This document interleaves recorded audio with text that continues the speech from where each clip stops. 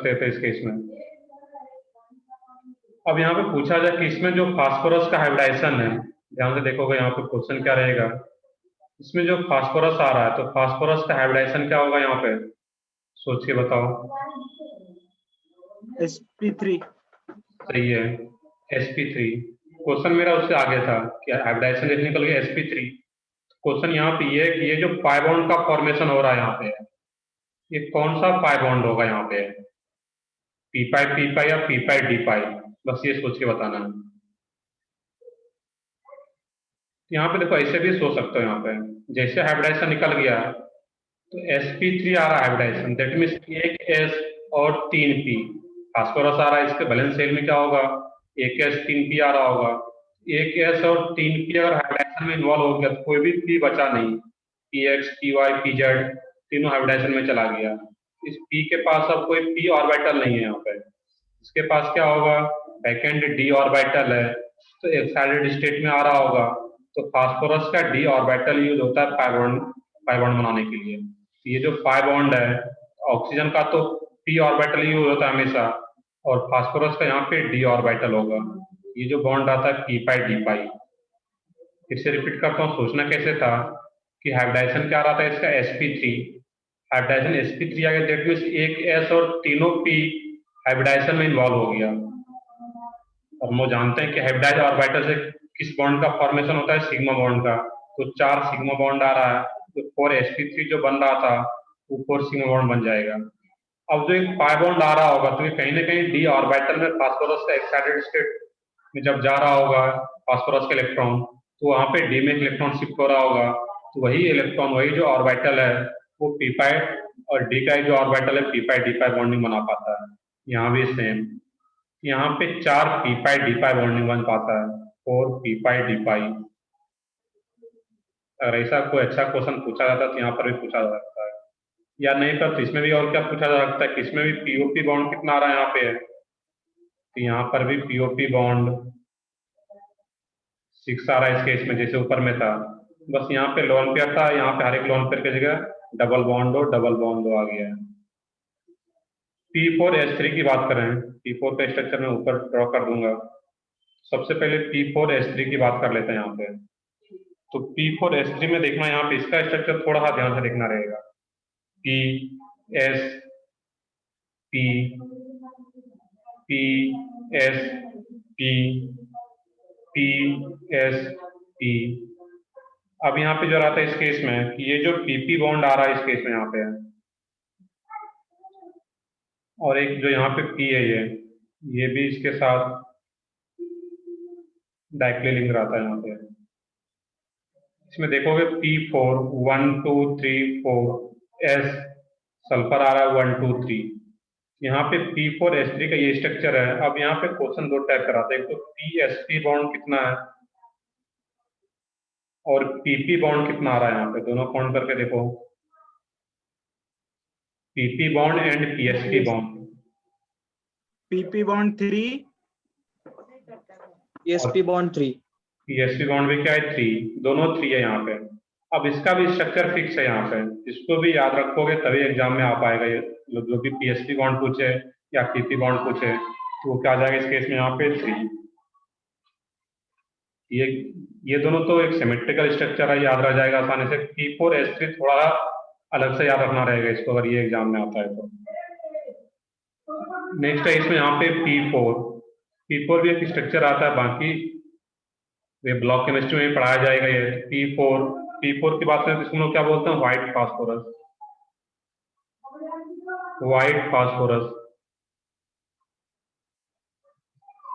अब यहाँ पे P4 के स्ट्रक्चर में देखेंगे हम लोग, यहाँ पे P 4 P है यहाँ पे, इसमें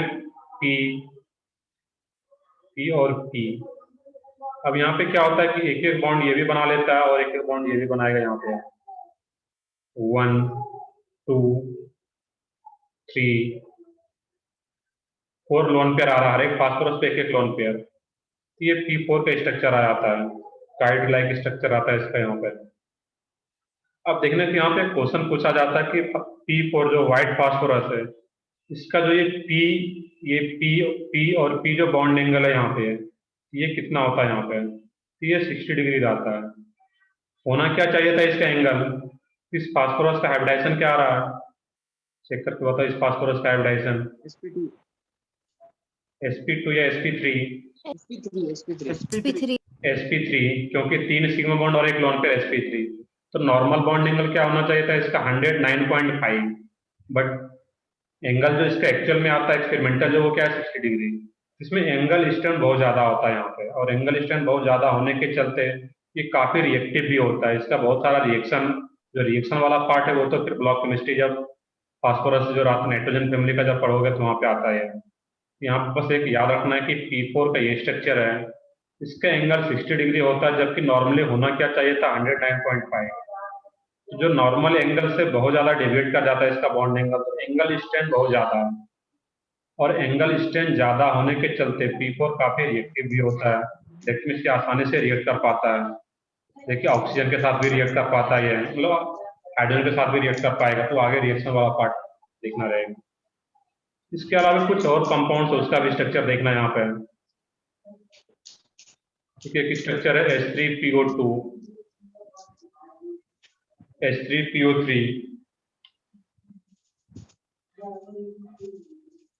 H3PO3, H3PO4। अब देख रहे हैं कि H3PO3 जो आ रहा है यहाँ पे, तो सबसे पहले इसका नेम भी अगर देखें हम लोग, तो H3PO4 का नेम क्या होता है? कौन सा एसिड है ये? phosphoric acid phosphoric acid सही है, ये क्या रहता है? Phosphoric acid.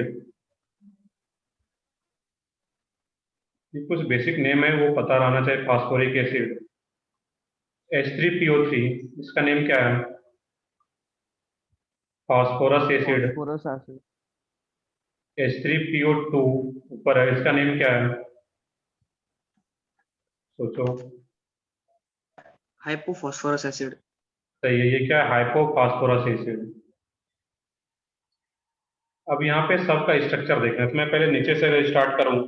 H3PO4 के स्ट्रक्चर की बात करते हैं पहले हम लोग। तो सेंट्रल एटम कौन सा रहेगा? फास्फोरस ही। P double bond O, OH, OH, OH, तो H3PO4 का ये स्ट्रक्चर आ जाता है यहाँ पे। अब यहाँ पे देखना है कि जो फास्फोरिक एसिड आ रहा है, तो यहाँ पे इसका ये मोनोबेसिक है, डाइबेसिक है, या ट्राइबेसिक है? यहाँ पे एक ऐसा भी क्वेश्चन आ सकता है कि ये जो फास्फोरिक एसिड है, ये मोनोबेसिक एसिड या डाइबेसिक या ट्राइबेसिक? तो कैसे सही है इसमें? tribes ट्राइबेसिक रहता है यहाँ पे। तो बेसिकली यहाँ पे देखना है कि जो भी हाइड्रोजन ऑक्सीजन से अटैच है, वो हाइड्रोजन क्या रहता है? रिप्लेसेबल हाइड्रोजन होता है। फिर से रिपीट करता हूँ, जो hydrogen oxygen atom, that means higher electronegative atom से अटैच्ड है, वो हाइड्रोजन कैसा होता है? रिप्लेसेबल होता है। और अगर वो रिप्लेसेबल हाइड्रोजन आ रहा है वहां पे, ये H+ के फॉर्म में बाहर जा सकता है, तीनों H+ के फॉर्म में बाहर जाएगा। दैट मीन्स ये जो फास्फोरिक एसिड आ रहा है, ये कैसा रहता है? ट्राइबेसिक, क्योंकि यहाँ पे तीनों हाइड्रोजन ऑक्सीजन से कनेक्टेड है, और ये रिप्लेसेबल हाइड्रोजन हो सकता है, और जितना रिप्लेसेबल हाइड्रोजन होगा उतना उसका फिर बेसिसिटी आ पाता है, ट्राइबेसिक। H3PO3 की बात करें यहाँ पे हम लोग, तो H3PO3 की बात करते हैं यहाँ पे, P। अब यहाँ पे देखना है कि H3PO3, तो यहाँ पर भी डबल बॉन्ड से स्टार्ट करेंगे। P double bond O, OH, OH। अब ऑक्सीजन तो यहाँ पे 3 ही था, तो एक हाइड्रोजन को इस तरीके से हम लोग सिंपली अटैच कर देते हैं यहाँ पे। तो ये H3PO3 का स्ट्रक्चर आ गया। अब इसमें अगर देखा जाए तो ये डाइबेसिक या ट्राइबेसिक या मोनोबेसिक, ये क्या रहता है? diabasic सही है ये। किस बेसिस पर लोग डिसाइड करते हैं डाइबेसिक या मोनोबेसिक? यहाँ पे ऑक्सीजन से अटैच दो ही हाइड्रोजन है, दैट मीन्स ये क्या रहेगा? Dibasic acid. तो जितना रिप्लेसेबल हाइड्रोजन होगा वही उसका बेसिसिटी बता पाता है यहाँ पे। और रिप्लेसेबल हाइड्रोजन कौन सा होगा? जो ऑक्सीजन से अटैच है। H3PO2, इसका जब स्ट्रक्चर देखेंगे यहाँ पे, तो यहाँ भी पहले P डबल बॉन्ड O, हर केस में P डबल बॉन्ड O से स्टार्ट कर रहे हैं। यहाँ पे OH, अब ऑक्सीजन तो इसके पास 2 ही था, अब H और H, तो ये यहाँ पे हाइपोफास्फोरस एसिड का स्ट्रक्चर आ रहा है यहाँ पे। अब इसका भी अगर बेसिसिटी पूछा जाए कि ये क्या रहेगा, तो इसमें एक ही हाइड्रोजन ऑक्सीजन से अटैच है, दैट मीन्स ये क्या हो जाएगा यहाँ पे मोनो बेसिक। तो स्ट्रक्चर के साथ साथ ये भी याद रखना कि कौन सा मोनोबेसिक, डाइबेसिक, ट्राइबेसिक, कौन सा क्या रहता है यहाँ पे। इसके अलावा कुछ और स्ट्रक्चर भी रहता है यहाँ पे। अब इसी के जैसा एक और कंपाउंड अगर मैं यहाँ पे लूँ एक इस टाइप से, क्योंकि इसमें बहुत ज्यादा कंफ्यूजन होता है, तो मैं अगर इरेज करूँ यहाँ पे H3BO3O स्ट्रक्चर है यहाँ पे H3BO3, इसका नेम क्या है बोरिक एसिड।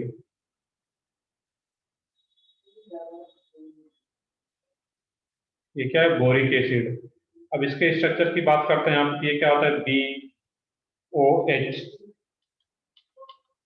स्टेप देख लो, मैं इधर ड्रॉ कर देता हूँ BOH OH OH। अब देखने की ये जो बोरिक एसिड आ रहा है, कुछ याद हो इसमें बताओ कि ये मोनोबेसिक या ट्राइबेसिक या डाइबेसिक। मोनो। ये क्या रहता है मोनोबेसिक, सही है बिल्कुल। रीजन बता सकते हो तो बताओ रीजन क्या है इसका। क्योंकि दिखने से तो लगता है ठीक है मोनो, आंसर सही है मोनोबेसिक है, बट सिंपली स्ट्रक्चर को अगर देखोगे तो लगेगा कि यहाँ पे जो अभी जो हम लोग कंसेप्ट देख रहे थे कि यहाँ पे तो हाइड्रोजन जो है 3-3 ऑक्सीजन से अटैच है, तो ये ट्राइबेसिक होना चाहिए था, ये मोनोबेसिक होता है। इसका रीजन क्या है?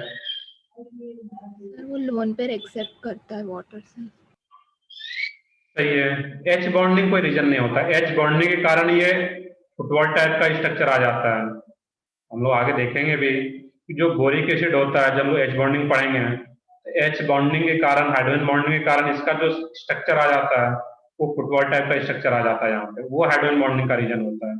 बट मोनोबेसिक एसिड होने का जो रीजन है इसका, अब जैसे ये H3BO3 है, ये क्या करता है, जैसे इसको वाटर में अगर डिजोल्व करते हो, क्योंकि एसिड है, वाटर में डिजोल्व करके हम लोग चेक करेंगे यहाँ पे है, अब होता है क्या कि जो बोरन है यहाँ पे, तो बोरन के पास टोटल इलेक्ट्रॉन क्या आ रहा है यहाँ पे अभी है 6 ही है, ऑक्टेट इनकम्प्लीट है इसका।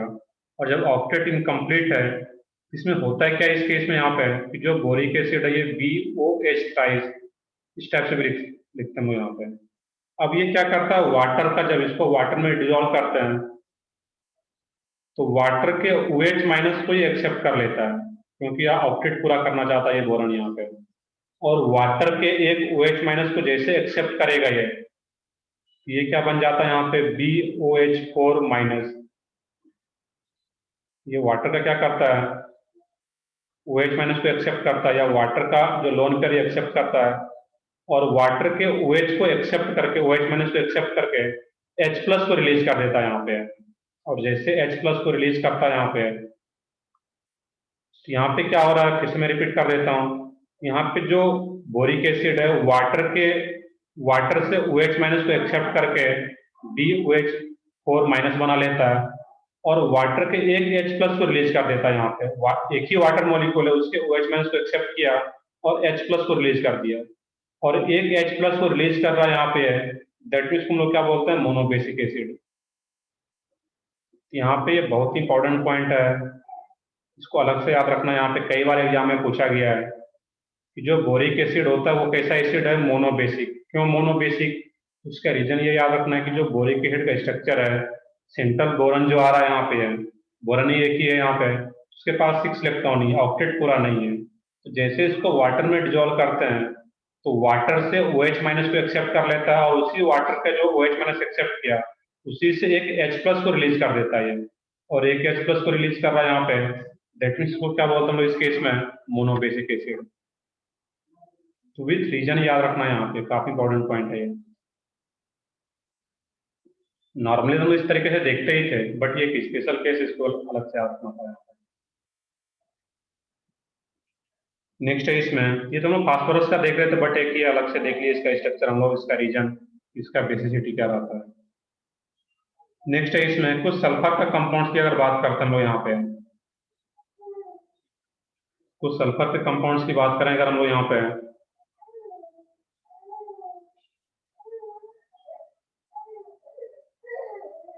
सल्फर का कंपाउंड,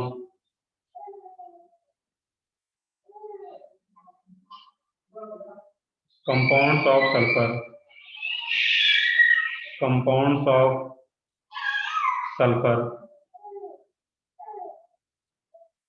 सल्फर का कंपाउंड।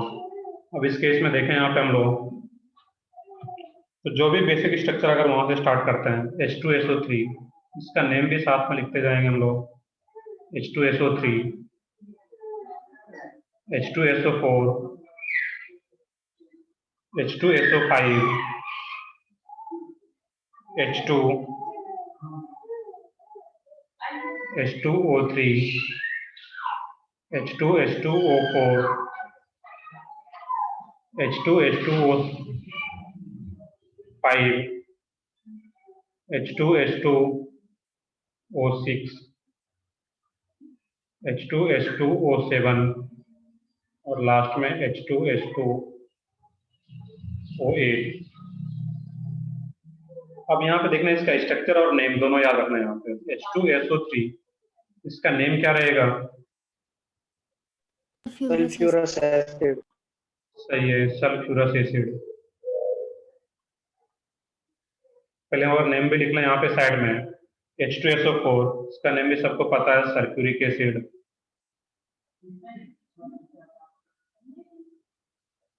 H2SO5 का नेम क्या है? इसका नेम अगर बता सकते हो, H2SO5। अब देखना कि यहाँ पे सल्फ्यूरिक एसिड में एक एक्स्ट्रा ऑक्सीजन आ गया है, और ऑक्सी मोनोक्लोरिक एसिड। सही है।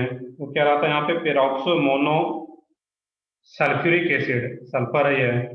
इसको पर सल्फ्यूरिक एसिड भी शॉर्ट में बोल सकते हो यहाँ पे, या peroxomonosulphuric acid, peroxomonosulphuric acid, या पर सल्फ्यूरिक एसिड भी शॉर्ट में बोला जाता है इसको। बट उससे भी इंपॉर्टेंट नेम क्या होता है इसका, और भी जो सबसे ज्यादा इंपॉर्टेंट है इसका, H2SO5 को बोलते हैं हम लोग कैरोज एसिड। क्या बोलते हैं? कैरोज एसिड। ये याद रखना है यहाँ पे। पर सल्फ्यूरिक एसिड तो है ही, H2SO5 का जो फॉर्म ज्यादातर यूज किया जाता है वो क्या है, कैरोज एसिड। इस तीनों के पहले स्ट्रक्चर की वही बात कर लें हम लोग यहाँ पे। तो H2SO3, HOS double bond OH, H2SO4, ये क्या रहा था उसी टाइप से, S double bond OH, OH। अब यहाँ पे देखना कि ये सल्फ्यूरिक एसिड का स्ट्रक्चर है। अब यहाँ पे पर सल्फ्यूरिक एसिड या पेरोक्सो, डेट में पेरोक्साइड पेरोक्साइड बॉन्ड रहेगा। इसका जो स्ट्रक्चर है HOS डबल बॉन्ड और किसी एक साइड क्या रहता है, पेरोक्सी बॉन्ड का फॉर्मेशन कर पाता है। तो कौन सा बॉन्ड बोल रहे हैं यहाँ पे हम लोग, peroxide bond, peroxide bond. Sir option में दिया रहा है H2SO3, H2SO4, H2SO5, तो यहाँ पे पेरोक्सी बॉन्ड आ पाता है। अब देखने कि यहाँ पे H2H2O3, इसका नेम क्या रहता है यहाँ पे? सोचो अगर किन्हीं को पता हो इसका नेम और स्ट्रक्चर तो ड्रॉ करेंगे हम लोग। Sulphuric acid. क्या रहेगा ये, थायोसल्फ्यूरिक एसिड। इसका जो नेम है थायोसल्फ्यूरिक एसिड।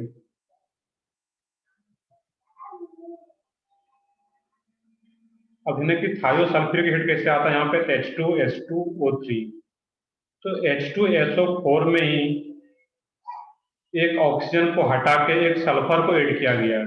एक ऑक्सीजन को रिप्लेस किया जाएगा अगर सल्फर से, उसको क्या बोलते हैं वहां पे हम लोग, थायोसल्फ्यूरिक एसिड। ये क्या आएगा इस केस में यहाँ पे, थायोसल्फ्यूरिक एसिड। H2H2O4। अब देखने कि यहाँ पे दो जो कंपाउंड होता है स्पेशल टाइप का, इसको अलग से याद रखोगे, H2H2O4 और H2H2O6, इसको बोलते हैं लोग डायथायोनस एसिड, डायथायोनस एसिड। और H2H2O6 को डायथायोनिक एसिड, डायथायोनिक एसिड। H2H2O5 आ रहा है, H2H2O5 का नेम क्या रहता है, pyrosulphurous acid. Pyrosulphurous acid. H2H2O7, ये तो सबको पता है, इसका नेम क्या है? ओलियम। ओलियम। ये क्या है? सही है, ओलियम। इसका एक नेम और भी रहता है यहाँ पे, इसको भी लोग क्या बोल सकते हैं यहाँ पे? ओलियम तो बोलते ही हैं। Pyrosulphuric acid. सही है, बिल्कुल। ये क्या है? इसका एक नेम और है, पायरो सल्फ्यूरिक एसिड।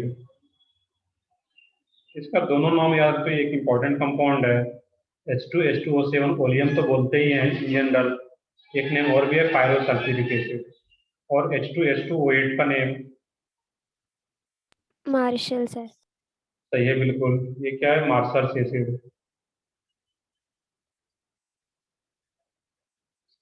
अब इसका भी स्ट्रक्चर देख लेते हैं यहाँ पे, नेम तो देख ही लिया, अब इसका स्ट्रक्चर भी अगर देखें यहाँ पे हम लोग, तो सबसे पहले H2H2O3। H2H2O3 का जब स्ट्रक्चर देखोगे यहाँ पे, तो H2SO4 जो आ रहा था, उसी में से एक ऑक्सीजन को रिप्लेस किया गया है सल्फर से। ये भी क्या रहा था? HOS double bond O double bond S और H, H2H2O4। H2H2O4 क्या रहा था? इसमें दो सल्फर आ रहा है इस केस में, यहाँ पे O S double bond O S double bond O OH। H2H2O5, तो H2H2O5 क्या रहा था? HO S double bond O। अब यहाँ पे एक एक्स्ट्रा ऑप्शन भी लाना है यहाँ पे, S डबल बॉन्ड O और ये OH। यहाँ पे देखना है कि H2H2O4 में यहाँ पर भी लोन पेयर, यहाँ पर भी लोन पेयर, और HO S double bond O S double bond O OH। अब यहाँ पे एक ऑप्शन इंक्रीज हो गया है, तो एक ऑप्शन को नीचे लगा दिया, डबल बॉन्ड O। H2H2O6 में क्या रहा? एक ऑप्शन और भी इंक्रीज कर दिया, दैट मीन्स यहाँ पे S double bond O double bond O double bond O double bond O OH। इसके अलावा यहाँ पे 6 ऑप्शन आ गए, यहाँ पे एक ऑप्शन और भी इंक्रीज हो गया, तो इसका स्ट्रक्चर क्या रहेगा? अब जो एक एक्स्ट्रा ऑप्शन आ रहा है, तो वो कहाँ पे जा सकता है? तो बीच में आ जाता है, सल्फर सल्फर के बीच में, H double bond O double bond O OH। और इस मार्शल एसिड में क्या रहता है? यहाँ पे HO S डबल बॉन्ड, एक ऑप्शन और भी आना है यहाँ पे, O O S double bond O double bond O OH। यहाँ पे देखना है इस केस में कि जो सल्फर का कंपाउंड का जो स्ट्रक्चर ड्रॉ कर रहे हैं इस केस में, यहाँ पे कितने केस में, अगर 4 ऑप्शन दिया रहा है उसमें पूछा जाएगा कि किसमें पेरोक्साइड लिंकेज किस में आ रहा है, तो पेरोक्साइड लिंकेज जो है, यहाँ पर भी पेरोक्साइड बॉन्ड आ रहा है, पेरोक्साइड लिंकेज एक यहाँ पे आ रहा है, और इसके अलावा एक पेरोक्साइड लिंकेज और कहाँ पे आ रहा था? Carolus acid SO5।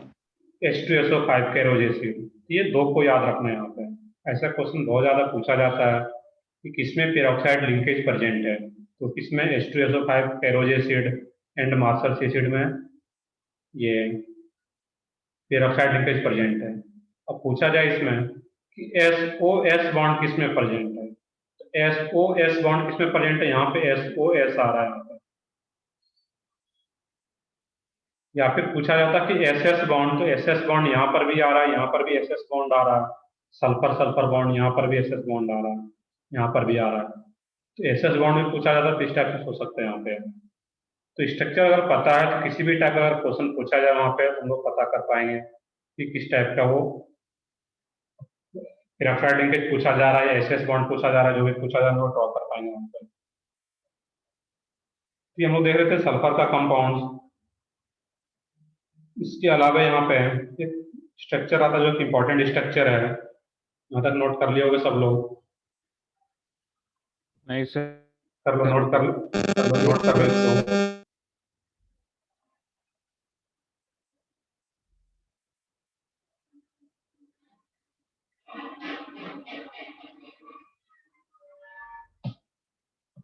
अब देखो, ये तुम केमिकल बॉन्डिंग अगर एनसीईआरटी के अकॉर्डिंग बात करें यहाँ पे, ये चीज तुम्हें एनसीईआरटी बुक में नहीं है, ये सबका स्ट्रक्चर तुम्हें कहाँ पे मिलेगा? जब पढ़ोगे oxygen family, oxygen sulphur, P block में मिलेगा। सही है, बिल्कुल पी ब्लॉक में। बट ये स्ट्रक्चर वाला पार्ट है, केमिकल बॉन्डिंग है, तो बॉन्डिंग कैसे होता है तो बॉन्डिंग में हम लोग देख लेते हैं यहाँ पे। नेक्स्ट एक इंपॉर्टेंट स्ट्रक्चर है यहाँ पे, एक रहता है बोरेक्स। नेक्स्ट पेज पे देखते हैं, थोड़ा डिफिकल्ट स्ट्रक्चर है बोरेक्स का।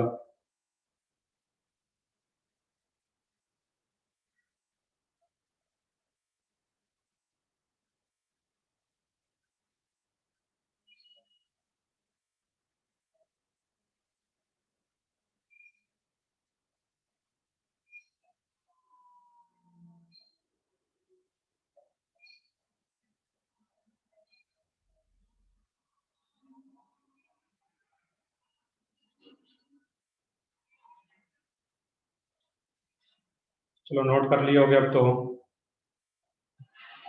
और इसका नेम भी याद रखना साथ में, क्योंकि कुछ इंपॉर्टेंट है कि ओलियम है, पायरोसल्फ्यूरिक एसिड है। स्ट्रक्चर भी देख के पूछा गया नीट में कई बार तो इसमें।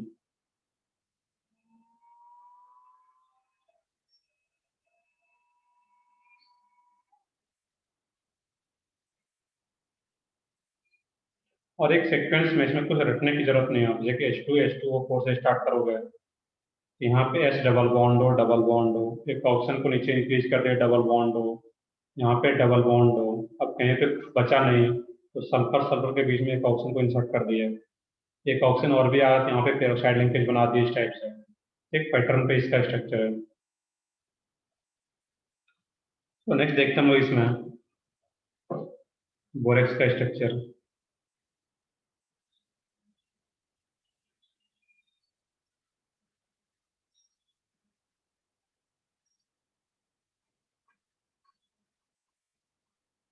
तो सबसे तो इसका पहले फार्मूला पता होना चाहिए कि बोरेक्स क्या आता है यहाँ पे। जो बोरेक्स रहता है Na2B4O7.10H2O, तो क्या बोलेंगे यहाँ पे बोरेक्स। बट एक्चुअल में जब स्ट्रक्चर ड्रॉ करते हैं Na2B4O7.10H2O जो रहता है यहाँ पे, एक्चुअल में ये इस टाइप से हम लोग दिखाते हैं। यहाँ पे इसको ब्रेक करके अगर देखें यहाँ पे Na2B4O5 इस टाइप से इसको ब्रेक किया जाता है बेसिकली, और 8H2O।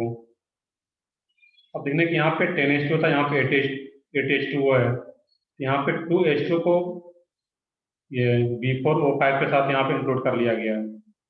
तो टोटल ऑप्शन काउंट करोगे तभी भी उतना ही आ रहा है। ये भी बोरेक्स है, ये भी बोरेक्स है।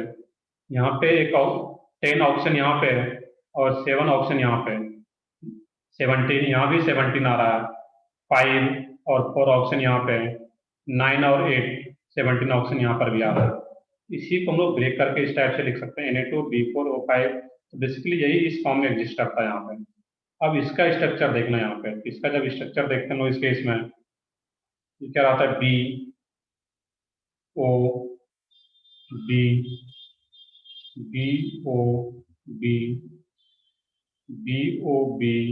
और यहाँ भी क्या होता है BOB।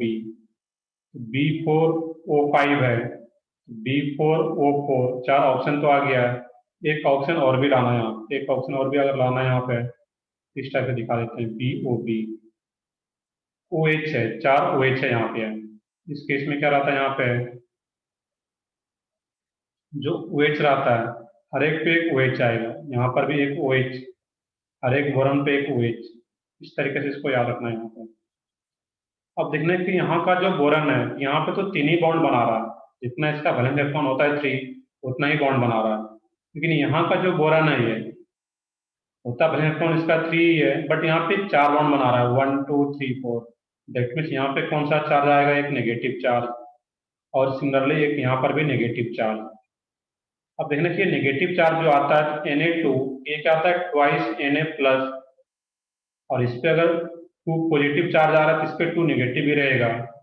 यहाँ पे O- Na+ दिखा सकते हो, यहाँ पे आयनिक बॉन्ड से बॉन्डेड होगा ये O- Na+, इस टाइप से यहाँ पे आ रहा है, और ये 8H2O तो रहेगा ही साथ में यहाँ पे।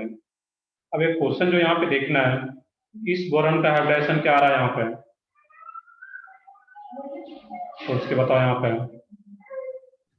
sp2 sp2 सही है, इसका भी sp2 और इस बोरन का भी क्या रहता है इसमें sp2। बट नीचे वाला जो बोरन है या फिर जस्ट ऊपर वाला बोरन, इसका हाइब्रिडाइजेशन क्या होगा? sp3 सही है, sp3। sp3 तो बोरेक्स का जो स्ट्रक्चर होता है इसमें जो 4 बोरन एटम आ रहा है, तो 2 का sp2 और 2 का जो हाइब्रिडाइजेशन होता है वो क्या रहता है sp3। ये एक इंपॉर्टेंट पॉइंट है कि यहाँ पे। इसके अलावा बी बोरेक्स में BOB बॉन्ड कितना आ रहा है यहाँ पे? Number of BOB Five. Bond, तो क्या रहेगा BOB बॉन्ड 5। BOB स्ट्रक्चर दिया हुआ देख सकते हो यहाँ पे, तो वो क्या आ जाएगा BOB बॉन्ड 5 आ रहा है यहाँ पे। और नेगेटिव चार्ज 2 पे आ रहा है, 2 नेगेटिव चार्ज ओवरऑल आता है यहाँ पे, 2Na प्लस और यहाँ पे 2 माइनस ओवरऑल आता है। इसका एक स्ट्रक्चर याद रखना है कि इसमें BOB बॉन्ड कितना है, कितने बोरॉन का हाइब्रिडाइजेशन sp2 है, कितने का sp3 है। इस टाइप का क्वेश्चन पूछा जा सकता है बोरॉक्स के स्ट्रक्चर से रिलेटेड यहाँ पर। हम लोग हाइब्रिडाइजेशन की बात करें तो यहाँ पे हम लोग सारा स्ट्रक्चर देख रहे हैं और साथ में हाइब्रिडाइजेशन भी। चलो इसका और भी कुछ स्ट्रक्चर आते रहेगा यहाँ पे। एक हम लोग अलग से पढ़ेंगे इलेक्ट्रॉन डिफिशिएंट स्पीसीज, B2H6 वो अलग से टॉपिक देखेंगे हम लोग, बनाना बॉन्डिंग टाइप का जो कुछ स्ट्रक्चर आता है वहाँ पे। इसके अलावा जो यहाँ पे हम लोगों को देखना है अभी, तो हाइब्रिडाइजेशन से रिलेटेड जो भी पार्ट था वो हम लोग अभी देख चुके हैं यहाँ पे। नेक्स्ट पार्ट है इसमें bond length and bond angle comparison. Bond length and bond angle comparison.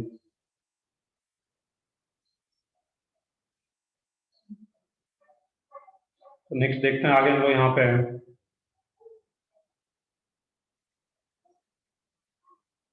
और ये भी स्ट्रक्चर को याद रखना है बोरेक्स का, ये तो मतलब आता ही आता है, अगर थोड़ा भाई ढंग का क्वेश्चन पूछता है इसमें स्ट्रक्चर ये भी कहाँ से आता है। इसका भी स्ट्रक्चर एनसीईआरटी में दे रखा है, देखो कि जहाँ पे बोरन फैमिली तो वहाँ पे ये स्ट्रक्चर दे रखा है। नेक्स्ट है इसमें bond length and bond angle comparison. Bond length and bond angle,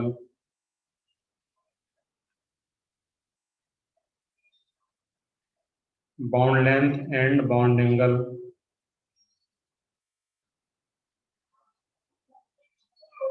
comparison.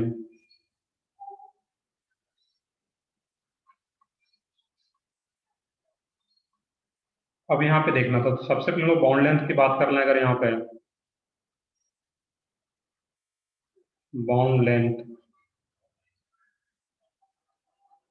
अब देखने की बॉन्ड लेंथ जो रहता है ये अलग अलग फैक्टर पे डिपेंड करता है। तो पहला फैक्टर जो है यहाँ पे बॉन्ड लेंथ के लिए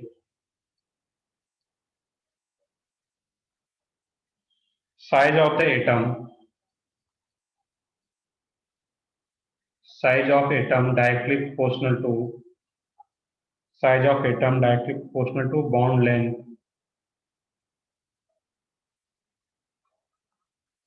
ऐसे लिख सकते हैं bond length directly proportional to size of atom. अब इसके एग्जांपल से देखें यहाँ पे, एफ एफ बॉन्ड लेंथ हो, CL बॉन्ड लेंथ हो, BR बॉन्ड लेंथ हो, कोई भी आ रहा है इस टाइप से एग्जांपल, I बॉन्ड लेंथ हो, या फिर इस टाइप से आ रहा है यहाँ पे HF बॉन्ड लेंथ हो, HCl, HBr, HI। इसमें देखना कि बॉन्ड लेंथ जो रहेगा वो FF बॉन्ड लेंथ ज्यादा रहेगा, फिर CL BR और II। इसमें अगर कंपेयर करना है तो साइज ऑफ एटम, एटम का साइज जितना ज्यादा होगा उसका बॉन्ड लेंथ भी उतना ज्यादा रहता है यहाँ पे। तो I2 में II बॉन्ड लेंथ सबसे ज्यादा, देन BR2 में, देन CL2 में और फिर F2 में। तो एटम का साइज जितना ज्यादा होगा, अब एटम का साइज जो आ रहा है वो कैसे डिसाइड करते हैं वो तो पता है कि ग्रुप में जा क्या रहता है और पीरियड में क्या रहता है वहाँ पे। मतलब HF, HCl, HBr, HI, यहाँ पर भी साइज आयोडीन का ज्यादा है, HI बॉन्ड लेंथ सबसे ज्यादा रहेगा, then HBr, then HCl, then HF। इस टाइप से हम लोग सोच पाएंगे यहाँ पे। सेकेंड है यहाँ पे मल्टीपल बॉन्ड, मल्टीपल बॉन्ड का फैक्टर, मल्टीपल बॉन्ड। अब देखने कि मल्टीपल बॉन्ड में क्या रहता है, तो ऐसा नहीं कि कोई भी एटम आ जाए, nearly same period element, same period element होगा, या इवन सेम एटम ले सकते हैं यहाँ पे, सेम एटम और same period element, same period element, और अगर सेम ही एटम है यहाँ पे, same period element, carbon carbon single bond हो, कार्बन कार्बन डबल बॉन्ड हो, और कार्बन कार्बन ट्रिपल बॉन्ड हो, इसमें बॉन्ड लेंथ जो रहेगा यहाँ पे, तो सबसे ज्यादा किसका बॉन्ड लेंथ रहेगा, ये तो ऑब्वियस है यहाँ पे कि सिंगल कार्बन का। बॉन्ड। सही है, कार्बन कार्बन सिंगल बॉन्ड है जिसका बॉन्ड लेंथ सबसे ज्यादा, क्योंकि यहाँ पे सिर्फ क्या होगा, एक्सियल ओवरलैपिंग से सिग्मा बॉन्ड का फॉर्मेशन हो रहा होगा।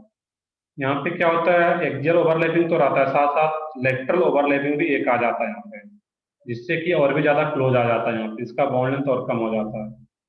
ट्रिपल बॉन्ड में 2 पाई बॉन्ड है, तो 2 टाइम्स लेटरल ओवरलैपिंग हो रहा होगा यहाँ पे, दैट मीन्स ये और भी एक दूसरे के क्लोज आ जाएगा यहाँ पे, इसका जो बॉन्ड लेंथ होगा ये और भी कम हो जाता है। जैसे जैसे मल्टीपल बॉन्ड, तो सिंगल बॉन्ड का बॉन्ड लेंथ सबसे ज्यादा, फिर डबल बॉन्ड का, फिर ट्रिपल बॉन्ड का बॉन्ड लेंथ। या फिर एक सेम पीरियड एलिमेंट की बात करें यहाँ पे, ऐसा भी कुछ हो, एफ और F, O double bond O, N triple bond N, इस टाइप का कुछ आ रहा है यहाँ पे। इसमें भी अगर हम लोगों को यहाँ पे बॉन्ड लेंथ कंपेयर करना है, F F bond length, O bond length, यहाँ भी जो सिंगल बॉन्ड है इसका बॉन्ड लेंथ सबसे ज्यादा रहेगा, फिर डबल बॉन्ड है इसका बॉन्ड लेंथ, और फिर ट्रिपल बॉन्ड का। तो ये क्या आ रहा है यहाँ पे, बिल्कुल सेम टाइप से सोचना था कि सेम एटम है तब तो कोई दिक्कत है नहीं इस टाइप से, या सेम पीरियड का भी एलिमेंट है यहाँ पे, यहाँ पर भी अगर सिंगल बॉन्ड है जिसका बॉन्ड लेंथ ज्यादा, फिर डबल बॉन्ड का, फिर ट्रिपल बॉन्ड का, इस टाइप से सोचना है। एक फैक्टर और भी है, थर्ड फैक्टर, इलेक्ट्रोनेगेटिविटी का। इलेक्ट्रोनेगेटिविटी, इलेक्ट्रोनेगेटिविटी में अब देखने कि यहाँ पे HC बॉन्ड हो, HN बॉन्ड हो, HO बॉन्ड हो,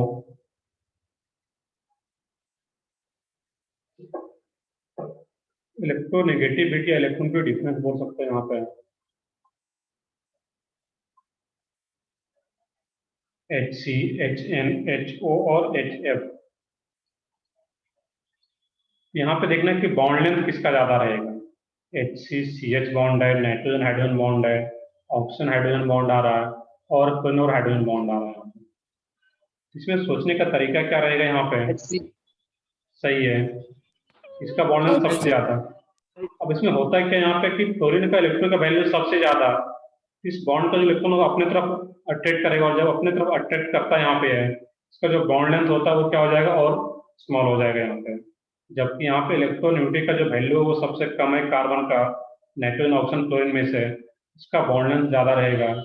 फिर इसका यहाँ पे इलेक्ट्रोनेगेटिव डिफरेंस जितना ज्यादा होगा उसका बॉन्ड लेंथ क्या होगा उतना कम हो रहा है। सिंपली क्या सोचना है यहाँ पे कि क्लोरीन मोर इलेक्ट्रोनेगेटिव होने के चलते इलेक्ट्रॉन को अपनी तरफ अट्रैक्ट करता है, दैट मींस बॉन्ड लेंथ क्या होगा, इसका शॉर्ट हो जाता है यहाँ पे। तो सबसे ज्यादा किसका रहेगा यहाँ पे, CH बॉन्ड लेंथ, फिर NH, OH और FH बॉन्ड लेंथ। इस टाइप का कोई भी अगर क्वेश्चन आता है यहाँ पे तो उस टाइप में लोग सोच सकते हैं, साइज ऑफ एटम्स है, मल्टीपल बॉन्ड, या फिर इलेक्ट्रोनेगेटिविटी, इस सारे फैक्टर्स को डिटरमाइन कर पाते हैं बॉन्ड लेंथ। अब जो नेक्स्ट पार्ट है इसका बॉन्ड एंगल, ये पार्ट काफी इंपॉर्टेंट होता है, ये कई बार क्वेश्चन पूछा जाता है यहाँ पे। जिसमें ज्यादातर क्वेश्चन अगर मॉडल में भी देखोगे बॉन्ड एंगल का बहुत ज्यादा क्वेश्चन दिया हुआ है, या फिर एक्सरसाइज 3 अगर सॉल्व कर रहे हो केमिकल बॉन्डिंग में, बॉन्ड एंगल का कई बार क्वेश्चन पूछा गया है। तो लोग बॉन्ड एंगल कंपेरिजन देख लेते हैं, और बॉन्ड एंगल कंपेरिजन कुछ लोग पीछे कंसेप्ट पढ़े हुए हैं उसी के बेसिस पे लोग सोच पाएंगे, जैसे कि बेसकर थ्योरी में कुछ पढ़े थे हम लोग बॉन्ड एंगल का, तो उसी का यूज करते हुए फिर यहाँ पे हम लोग देख पाते हैं।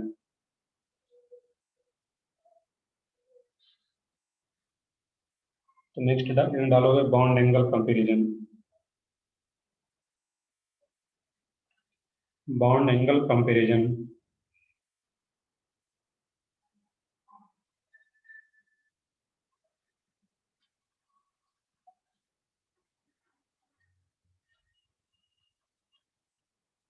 Bond angle. अब बॉन्ड एंगल क्या होता है अलग से डिफाइन करने की जरूरत नहीं, हम लोग ऑलरेडी देख रहे थे बेसिक थ्योरी में। अब मेनली इसका फैक्टर्स क्या क्या रहता है, फैक्टर्स अफेक्टिंग बॉन्ड एंगल, किन किन फैक्टर पे डिपेंड करता है।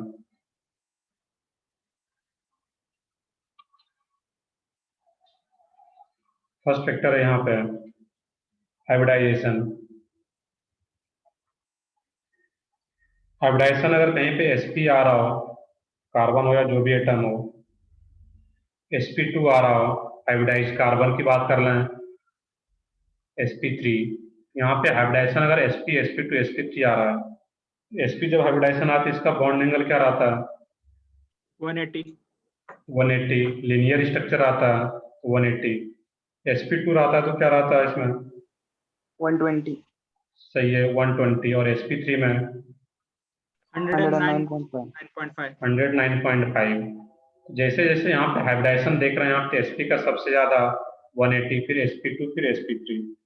एग्जाम्पल भी एक लिखना चाहो यहाँ पे है, इस टाइप का कोई एग्जाम्पल आ रहा हो HC ट्रिपल बॉन्ड CH, यहाँ पे HC C बॉन्ड की यहाँ पे जो बॉन्ड लेंथ हो ये बॉन्ड एंगल होगा 180, CH C double bond C, H और H, यहाँ पे क्या होगा C H H H C H और H। यहाँ पे जो बॉन्ड एंगल कंपेयर करेंगे हम लोग HCC बॉन्ड एंगल, यहाँ पर भी HC और ये C, ये बॉन्ड एंगल और इसमें ये एंगल, ये क्या रहेगा सबसे ज्यादा किसका रहेगा यहाँ पे sp वाले का, फिर sp2 फिर sp3। ये तो सिंपल सा फैक्टर था। सेकेंड फैक्टर है इसमें यहाँ पे लोन पेयर। अब यहाँ पे लोन पेयर कैसे अफेक्ट करता है, सेकेंड फैक्टर है यहाँ पे number of lone pair, number of lone pair. तो नंबर ऑफ लोन पेयर में यहाँ पे लिख लोगे if hybridization is same, lone pair का फैक्टर कब देखेंगे जब हाइब्रिडाइजेशन सेम आ गया, if hybridization is same, if hybridization is same and number of lone pair are different, and number of lone pair are different, तो क्या हो जाए डिफरेंट आ जाए, then more is the lone pair, then more is the number of lone pair, then more is the number of lone pair,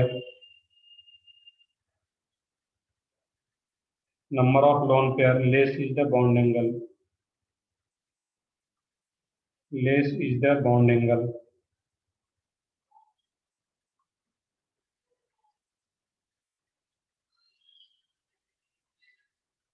अब इसके example की अगर बात करें हम लोग यहाँ पे CH4 NH3 H2O। अब इन्हें यहाँ पे CH4 जो आ रहा है यहाँ पे इसमें जो बॉन्ड एंगल होता है वो कितना रहता है 109. 109 हम ये तीनों हम लोग पहले भी देख चुके हैं। अब इसका एक्चुअल रीजन देखना है यहाँ पे CH H H और H, NH3 आ रहा है H H H और एक लोन पेयर आ गया यहाँ पे। H2O में क्या रहता है यहाँ पे OH H, यहाँ पे दो दो लोन पेयर है,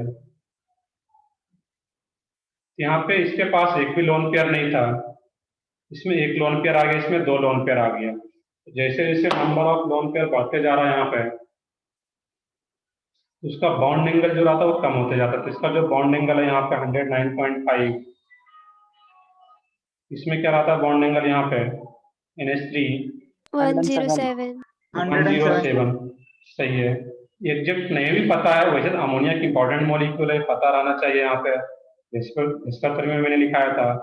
बट ये क्या होता है कि लोन पेयर आ जाने के कारण इसका जब इधर से रिपल्सन बढ़ेगा इसका बॉन्ड एंगल ये क्या होगा कुछ कम होगा, कितना कम होता है बाकी मॉलिक्यूल में हम लोग नहीं पता कर सकते, बट इसमें अमोनिया में पता है यहाँ पे, तो वो क्या होता है 107।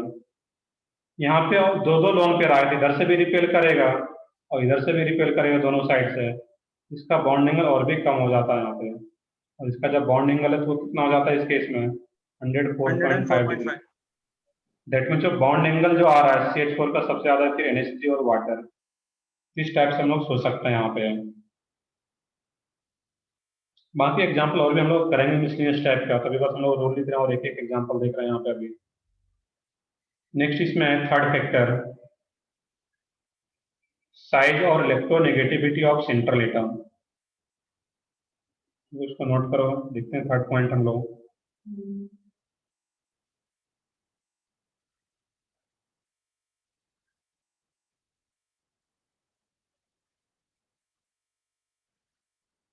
Electronegativity of central atom, first factor था हाइब्रिडाइजेशन, सेकंड फैक्टर है number of lone pair.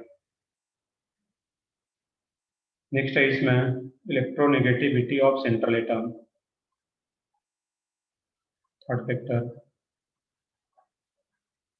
Electronegativity of central atom.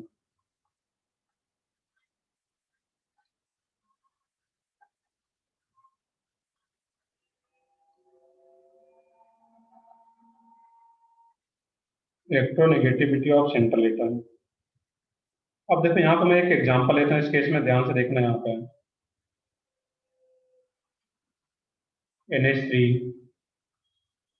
PH3, ASH3 और SbH3। अब इसको यहाँ पे सॉल्व करने से पहले, इसका कंपेयर करने से पहले, अब यहाँ पे पूछा जाए कि NH3 में नाइट्रोजन का हाइब्रिडाइजेशन क्या रहता है, सोच के बताओ। sp3 sp3। अब PH3 में फास्फोरस का हाइब्रिडाइजेशन क्या रहता है, सोचो वहां पर। sp3 sp3 PH3 में फास्फोरस का हाइब्रिडाइजेशन, चलो देखते हैं यहाँ पे उसका हाइब्रिडाइजेशन। होना तो चाहिए था sp3, बट एक्चुअल में ये कुछ भी हाइब्रिडाइजेशन नहीं होता है उसका, उसका रीजन हम लोग देखेंगे अभी। तो एक रूल, इसको हम लोग देखेंगे अभी, उससे पहले एक रूल आता है यहाँ पे, ड्रैगोज रूल। तो ड्रैगोज रूल क्या रहता है यहाँ पे है कि छोटा सा सिंपल सा रूल है, उसको देख लेना था। एलिमेंट्स ऑफ थर्ड पीरियड, और ये जो थर्ड पीरियड का एलिमेंट है किस ब्लॉक की बात कर रहे हैं हम लोग यहाँ पे, थर्ड पीरियड। इस टाइप के इसमें थर्ड, फोर्थ, फिफ्थ, जो भी पीरियड का एलिमेंट आ रहा है इसमें, और ये मेनली कहाँ का हो, पी ब्लॉक का हो। Does not allow hybridisation,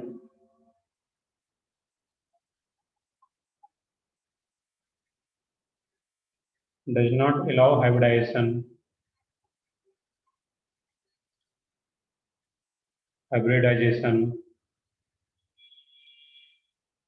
in molecule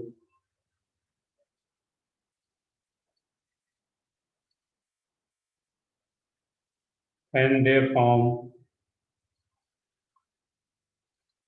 compound with less electronegative atom,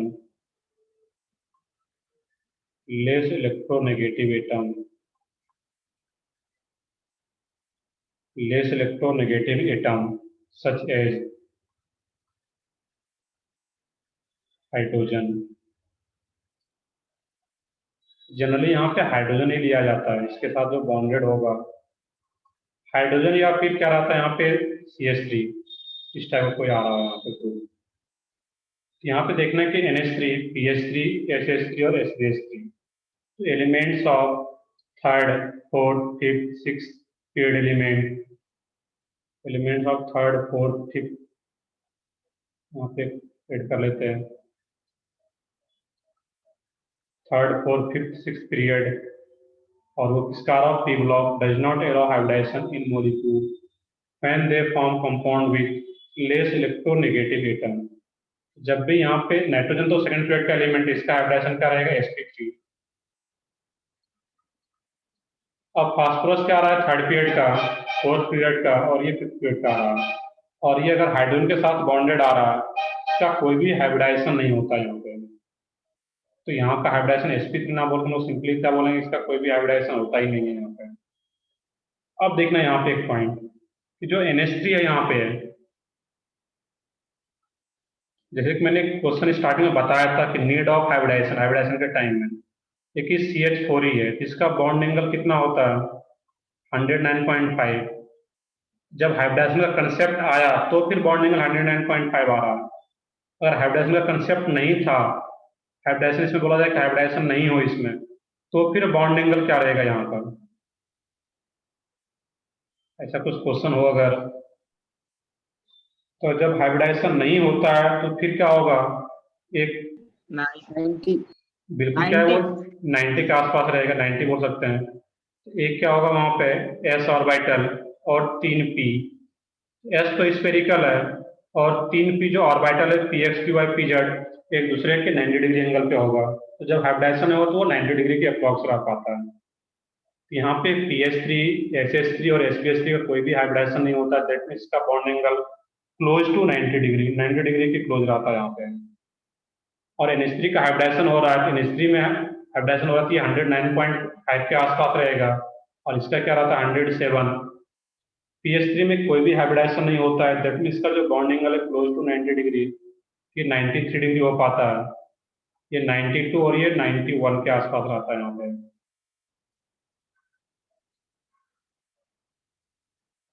अब देखना यहाँ पे, ये तो ड्रैगोज रूल आ गया, यहाँ पे pH3 का कोई भी हाइब्रिडाइजेशन नहीं होता, ये याद रखना। और कोई भी हाइब्रिडाइजेशन नहीं, इसलिए इसका बॉन्ड एंगल क्या आ रहा है 90 के अप्रॉक्स। इसका हाइब्रिडाइजेशन नहीं होता तो ये स्टेटमेंट में याद रखना, elements of third fourth fifth element हो और वो किसके साथ बॉन्डेड हो, less electronegative atom like hydrogen या मिथाइल ग्रुप के साथ अगर अटैच हो वहाँ पे, उस केस में उसका कोई भी हाइब्रिडाइजेशन अलाउ नहीं रहता है। अब इसी चीज को इलेक्ट्रोनेगेटिविटी ऑफ सेंट्रल एटम से रिलेट करें यहाँ पे नाइट्रोजन के पास एक लोन पेयर भी आ रहा है, यहाँ पे क्या आ रहा है, इस केस में लोन पेयर आ रहा है, if lone pair is same, if lone pair is same, if lone pair is same on central atom, ऐसे लिख सकते हैं if lone pair is same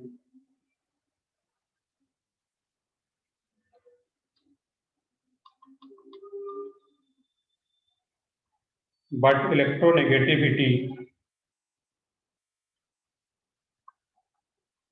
but central atom is, status को यहाँ पे लिख सकते हो लैंग्वेज में, but central atom is different, then see the electronegativity,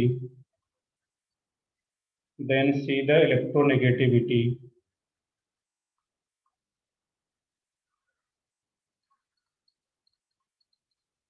then see the electronegativity of central atom.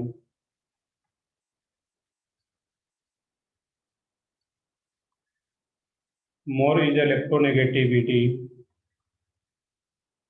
more is the electronegativity,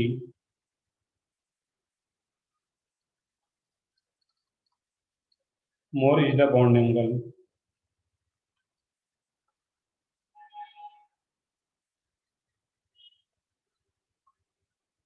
अब यहाँ पे देखना था ड्रैगो रूल के अकॉर्डिंग तो पहले से हम लोग डिसाइड कर लिए, बट इसको फिर भी अगर इलेक्ट्रोनेगेटिविटी से रिलेट करें तो इलेक्ट्रोनेगेटिविटी का वैल्यू किसका ज्यादा है यहाँ पे, नाइट्रोजन का, फास्फोरस, आर्सेनिक और एंटीमनी यहाँ पे। तो जैसे जैसे इलेक्ट्रोनेगेटिविटी का वैल्यू ज्यादा रहेगा जिसका सेंट्रल एटम का, उसका बॉन्ड एंगल भी क्या होगा यहाँ पे ज्यादा रहेगा इस केस में।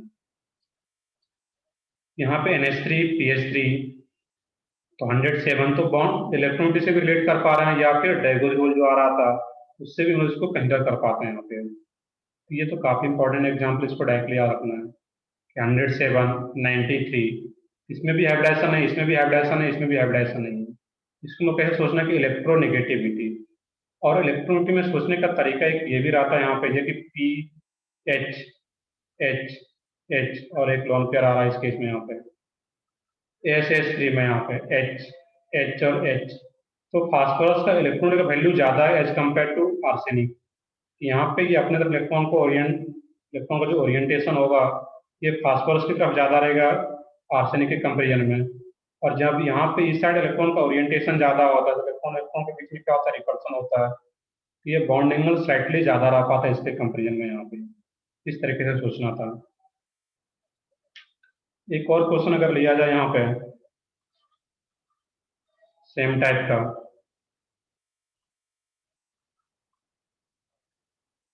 H2O, H2S, H2SE, H2T, water में ऑक्सीजन का हाइब्रिडाइजेशन क्या रहेगा यहाँ पे, ऑक्सीजन एटम का हाइब्रिडाइजेशन?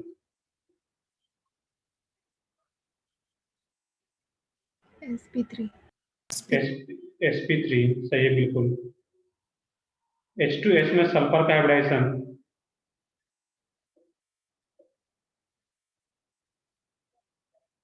होगा या नहीं होगा? नहीं होगा। नहीं नहीं होगा। इसका होगा ही नहीं, क्योंकि ये भी क्या है, थर्ड ग्रेड का एलिमेंट है और वो भी हाइड्रोजन से लेस इलेक्ट्रॉन एटम हाइड्रोजन से अटैच है, इसका भी कोई हाइब्रिडाइजेशन नहीं होता है यहाँ पे। और अगर हाइब्रिडाइजेशन नहीं होता है तो बॉन्ड एंगल क्या होगा, क्लोज टू 90 डिग्री, 90 डिग्री के क्लोज होगा। अब इसका अगर क्लोज क्यों बोल रहे हैं, एग्जैक्ट 90 क्यों नहीं बोल रहे हैं, जो PS3 है, जब एक बुक देखोगे जो एक स्टैंडर्ड बुक मान सकते हैं इनऑर्गेनिक का, जेडली वाले बुक में देखोगे तो वहाँ पे लिखा हुआ है कि 3% के अप्रॉक्स इसका हाइब्रिडाइजेशन हो पाता है। तो 3% हाइब्रिडाइजेशन को हम लोग नेगलेक्ट मान के चलते हैं कि हाइब्रिडाइजेशन होता ही नहीं है, हम लोग बताते हैं यहाँ पे। इसका मान के चलना है कि जो फिर भी 90 से थोड़ा ज्यादा दिखा रहा वैल्यू आ रहा है यहाँ, इसका मतलब होता है कि कुछ थोड़ा बहुत हाइब्रिडाइजेशन हो पाता है जिसके चलते वैल्यू आता है यहाँ पे। बट अपने उतने डिटेल में जाने की जरूरत नहीं है, सिंपली याद रखना कि इसका कोई हाइब्रिडाइजेशन नहीं होता, that means bond angle close to 90 degree. तो सबसे ज्यादा बॉन्ड एंगल तो वाटर का रहेगा इसमें यहाँ पे। अब सल्फर, सेलेनियम और टेल्यूरियम, यहाँ पे फिर हम लोग इलेक्ट्रोनेगेटिविटी का फैक्टर देखेंगे, जिसका इलेक्ट्रॉनिक का वैल्यू ज्यादा उसी का बॉन्ड एंगल ज्यादा। सल्फर का ज्यादा रहता है, दैट मीन्स का बॉन्ड एंगल ज्यादा, फिर H2SC और फिर H2T, इस टाइप से याद रखना था यहाँ पे। और वाटर का तो पता है 104.5, इसका भी जो वैल्यू रहता है 92, 91, अप्रॉक्स हम लोग लिख रहे हैं यहाँ पे 90.5, इस टाइप से कंपेयर करते हैं इस केस में। अब एक क्वेश्चन यहाँ पे एक और अच्छा सा बना दिया जाए इस दोनों को मिक्स करके ही, कि NH3, PS3, H2O और H2S में ऑर्डर बताना है बॉन्ड एंगल का। सोच के बताओ सबसे ज्यादा बॉन्ड एंगल किसका रहेगा? NH3 NH3, देन H2O सही है, H2O, देन PH3 PS3 और फिर H2S। तो NH3 और वाटर में तो हम लोग पीछे कंपेरिजन किए हुए थे कि अमोनिया नाइट्रोजन के पास 1 ही लोन पेयर, ऑक्सीजन के पास 2 लोन पेयर, जिसके चलते बॉन्ड एंगल इसका कम है और इसका ज्यादा है। और सिमिलर रीजन PS3 में 1 ही लोन पेयर, यहाँ पे 2 लोन पेयर आ गया सल्फर पे, दैट मीन इसका बॉन्ड एंगल और भी कम हो जाएगा इस केस में। अप्रॉक्स मैंने लिख भी रखा है कि इसका क्या होता है 93 और इसका 92। ये एक इंपॉर्टेंट क्वेश्चन है, यहाँ पे दो एग्जाम्पल को मिक्स करके यहाँ पे दिया गया है। लास्ट फैक्टर एक और है, इसको भी देख लोगे यहाँ पे, साइज ऑफ टर्मिनल एटम या surrounding atom.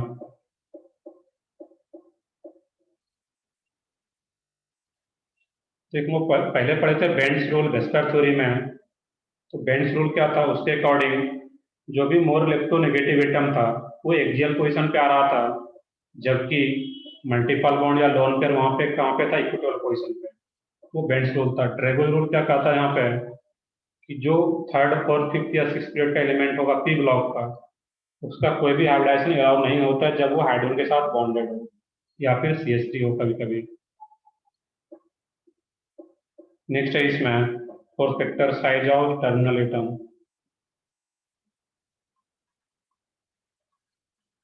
Size of terminal atom,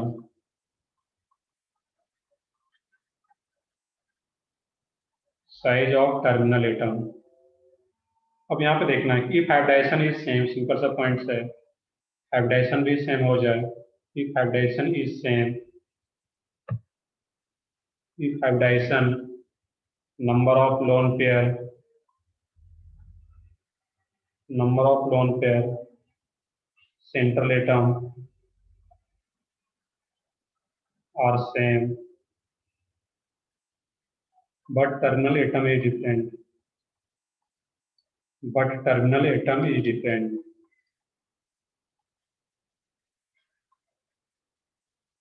is different, then greater is the size of terminal atom.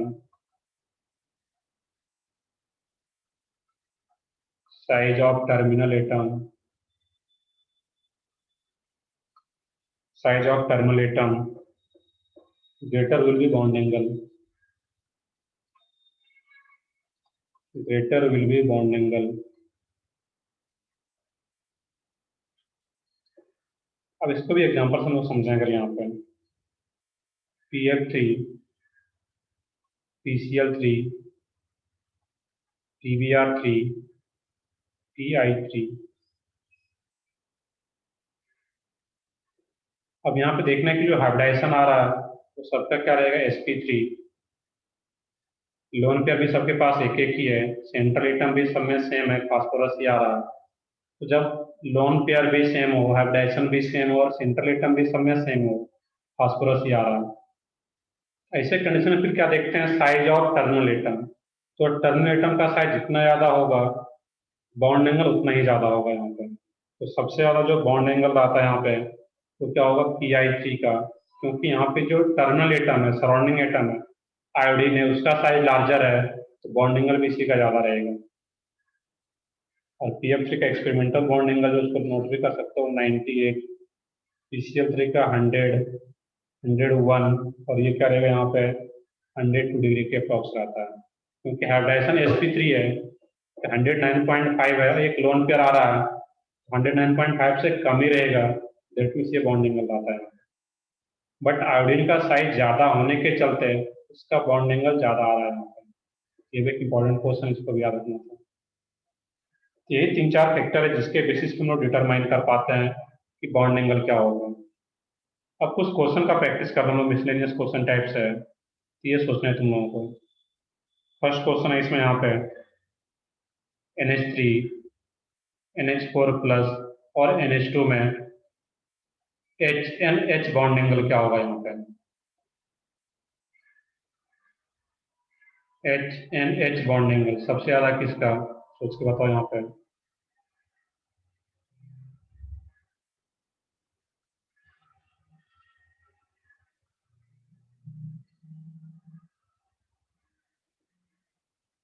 Sir NH4 plus, फिर NH3, फिर NH2 माइनस. सही है बिल्कुल. अब इसमें सोचना कैसे है यहाँ पे कि NH4 प्लस, तो NH4 प्लस की अगर बात करें हम लोग, इसका जो स्ट्रक्चर जो ड्रॉ करो इस टाइप से, ये क्या जाता है एग्जैक्ट टेट्राहेड्रल आ जाता है यहाँ पे, कोई लोन पेयर वगैरह नहीं है. इसका जो बॉन्ड एंगल होगा एग्जैक्टली क्या रहेगा 109.5, क्योंकि लोन पेयर के कारण डिविएट करता है 109.5 से. तो NH4 प्लस का तो बॉन्ड एंगल सबसे ज़्यादा एग्जैक्टली 109.5. फिर NH3. अब NH3 और NH2 माइनस में कैसे कंपेयर करेंगे हम लोग, तो NH3 में कितना लोन पेयर, एक ही लोन पेयर आ रहा, जबकि NH2 माइनस में नाइट्रोजन के पास कितना लोन पेयर, एक या दो. NH2 माइनस में दो. सोचना कैसे था कि नाइट्रोजन का वैलेंस इलेक्ट्रॉन क्या होता है 5, एक नेगेटिव चार्ज आ गया, दैट मीन्स 6 इलेक्ट्रॉन, 6 में से 2 बॉन्डिंग में पार्टिसिपेट हो गया, बचा 4, दैट मीन्स यहाँ पे 2 लोन पेयर है. और एक पॉइंट हम लोग पीछे पढ़े हुए थे कि जितना ज़्यादा लोन पेयर होगा उसका बॉन्ड एंगल उतना कम होता चला जाता है, क्योंकि इधर से रिपल्सन ज़्यादा होगा तो ये बॉन्ड एंगल क्या होगा, कम हो जाएगा यहाँ पे. तो यहाँ पे NH3 का ज़्यादा होगा क्योंकि एक ही लोन पेयर, और NH2 माइनस का कम हो जाएगा क्योंकि यहाँ पे 2 लोन पेयर आ रहा है. जैसे जैसे number of lone pair increase करता है बॉन्ड एंगल कम होता जाएगा. इस तरीके से हम लोग कंपेयर कर पाएंगे. सेकंड क्वेश्चन सोचो क्या रहेगा वहाँ पे, CH4, CCl4, NH4 plus CF4, उसका बॉन्ड एंगल क्या रहेगा वहाँ पे.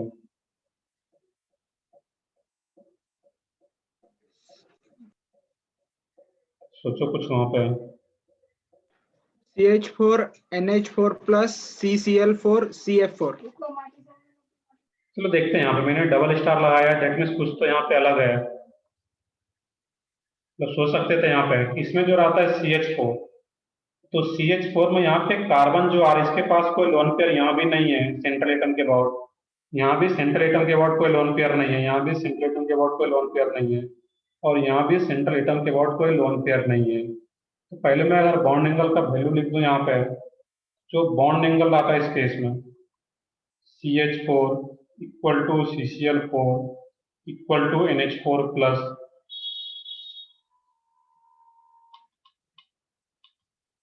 NH4 plus equal to CF4। यहाँ पे जो सबका बॉन्ड एंगल है वो क्या रहता है, इक्वल रहता है। क्यों इक्वल होता है, इसको अगर हम लोग समझे यहाँ पे, तो देखना कि एक मैंने अभी बताया था NH4, तो NH4 में बॉन्ड एंगल क्या था, एग्जैक्टली 109.5, क्योंकि कोई लोन पेयर नहीं आ रहा था, एग्जैक्टली क्या होगा 109.5। CH4 का भी क्या रहा था, एग्जैक्टली 109.5। CCl4 में भी कोई कार्बन के पास कोई लोन पेयर नहीं है यहाँ पे, क्योंकि CCl4 और CF4 में अगर कुछ कंपेयर कर रहे हो कुछ लोग यहाँ पे, तो लास्ट वाले फैक्टर से अगर कंपेयर कर रहे हो यहाँ पे, तो इसके पास कोई लोन पेयर नहीं है, जबकि लास्ट वाला जो फैक्टर था इसके पास कम से कम एक लोन पेयर होगा, तो फिर इस चीजों को हम लोग कंसीडर कर पाएंगे यहाँ पे। यहाँ पे CF4 ये भी कोई लोन पेयर नहीं आ रहा, इसका भी एग्जैक्टली टेट्राहेड्रल, दैट मींस 109.5, और इसका भी 109.5 ही होता है यहाँ पे। दैट मींस इसका भी जो बॉन्ड यहाँ पे ये वेरी कब कर रहा है, जब एक एक लोन पेयर यहाँ पे आ रहा कम से कम, एक भी लोन पेयर नहीं आ रहा यहाँ पे, ये वेरी नहीं करेगा फिर इस केस में। या फिर लोन पेयर हो या फिर मल्टीपल बॉन्ड आ जाए, उस केस में भी वेरी कर रहा, देखेंगे आगे एग्जांपल। बट सब सिर्फ सिंगल बॉन्ड ही हो यहाँ पे, वहाँ पे सबका बॉन्ड लेंथ क्या आएगा, इक्वल ही रहता है। तो CH4 equal to CCl4 then NH equal to NH4 और इक्वल टू CF4, इस सबका क्या रहेगा, इक्वल।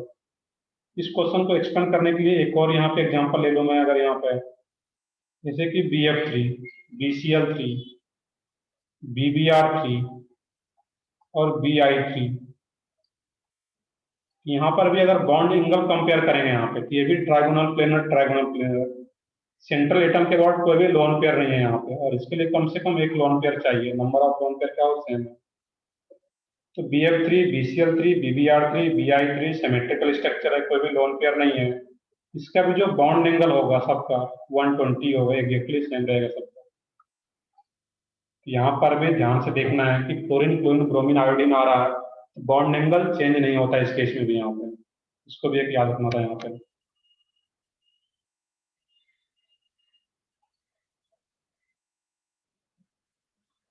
नेक्स्ट एक एग्जांपल और मैं यहाँ पे लूँ,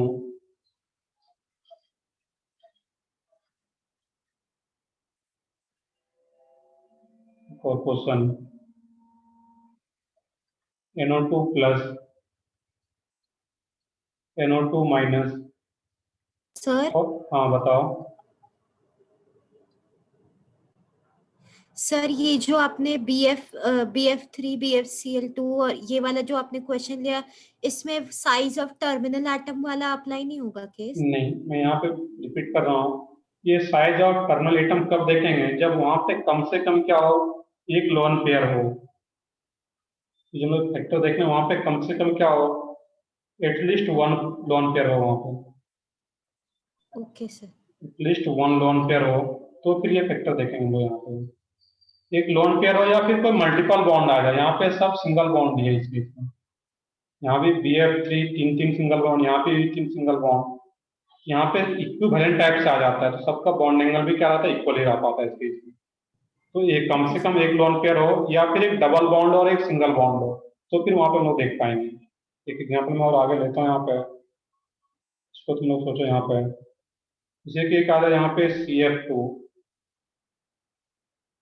COBr2 और COCl2 पहले लिखते हैं यहाँ पे,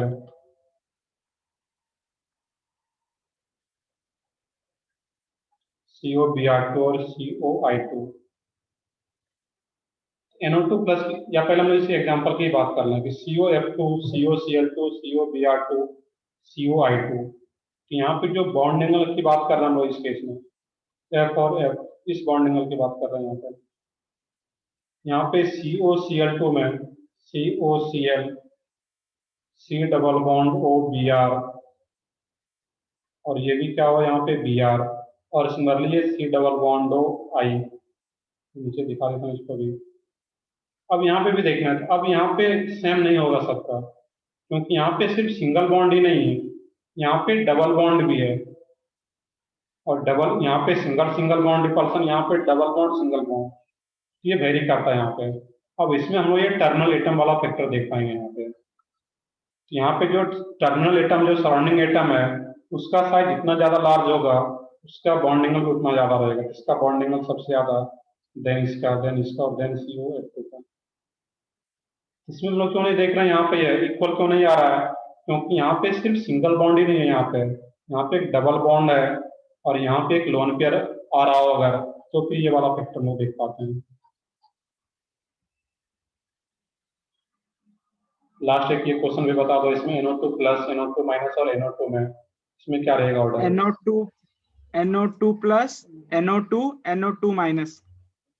सही है। NO2 प्लस का तो शेप क्या आ जाता है इसमें? लीनियर, N डबल बॉन्ड हो, डबल बॉन्ड हो, ये क्या होता है इसका shape? Linear. That NO2 plus का तो सबसे ज्यादा। NO2 माइनस और NO2 में कैसे सोचेंगे यहाँ पे हम लोग? इसका स्ट्रक्चर मैंने बता रखा है, NO2 में NO माइनस और एक लोन पेयर यहाँ पे। NO2 का अगर स्ट्रक्चर ड्रॉ करो तो उसका स्ट्रक्चर क्या आता है? N double bond O, coordinate bond O,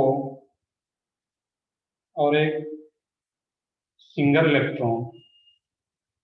odd electron molecule हम लोगों ने क्लास में कर रखा है, तो NO2 एक ऑड इलेक्ट्रॉन मॉलिक्यूल है, तो यहाँ पे एक सिंगल इलेक्ट्रॉन दिखाएंगे। अब देखने कि यहाँ पे एक ही इलेक्ट्रॉन और यहाँ पे 2 इलेक्ट्रॉन है, ये एक लोन पेयर, इसको एक कंप्लीट एक लोन पेयर बोला है, इसको हाफ लोन पेयर बोल सकते हैं हम लोग। वैसे हाफ लोन पेयर कुछ होता नहीं है, बट समझने के लिए हम लोग ये बोल सकते हैं कि ये हाफ लोन पेयर और एक कंप्लीट एक लोन पेयर है। तो हम लोग जानते हैं कि जैसे जैसे लोन पेयर इंक्रीज होता है, बॉन्ड एंगल क्या होता है उसका कम होता जाता है वहां पर। यहाँ पे क्या है इस केस में, इसका जो बॉन्ड एंगल है यहाँ पे, NO2 का एक ही हाफ लोन पेयर है, इसका बॉन्ड एंगल ज्यादा रहेगा, और NO2 माइनस में कंप्लीट एक लोन पेयर आ जाता है। दैट, मैं फिर से रिपीट कर रहा हूँ, हाफ लोन पेयर ऐसा कोई टर्म होता ही नहीं है, ये तो सिंगल इलेक्ट्रॉन है, बट सोच सकता हूँ उस टाइप से। यहाँ पे एक सिंगल इलेक्ट्रॉन और यहाँ पे कंप्लीट लोन पेयर, इसका बॉन्ड एंगल क्या रहेगा? कम हो जाता है NO2 माइनस का, और NO2 का स्लाइटली क्या रहेगा वहां पे? ज्यादा। इस तरीके से सोचना रहता है हम लोगों को। तो कोई भी अगर क्वेश्चन आता है बॉन्ड एंगल से रिलेटेड, तो उसको आप सोच सकते हो।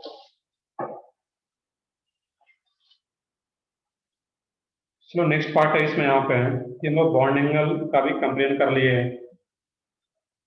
नेक्स्ट क्लास में हम लोग बॉन्ड एंगल, ये केमिकल बॉन्ड एंगल जो हम लोग देखेंगे वहां पे, उसमें रहेगा कुछ इलेक्ट्रॉन डिफिशिएंट स्पेसीज है, और इलेक्ट्रॉन डिफिशिएंट स्पेसीज में मेनली B2S6 बनाना बॉन्डिंग टाइप्स है, और उसके फिर बैक बॉन्डिंग, को छोटे छोटे कंसेप्ट है।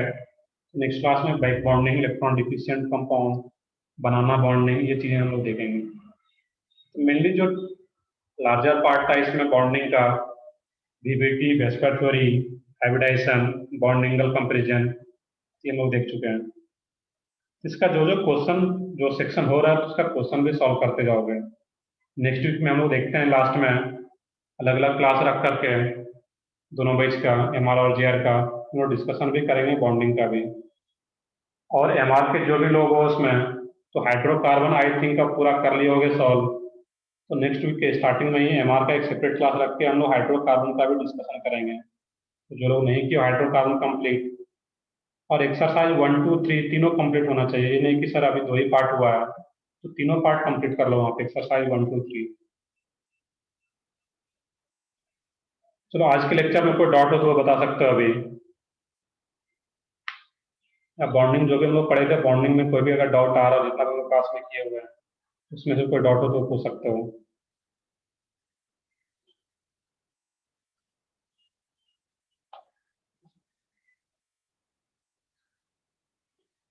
चलो ठीक है, डाउट नहीं है तो फिर हम लोग नेक्स्ट क्लास में इसको स्टार्ट करते हैं।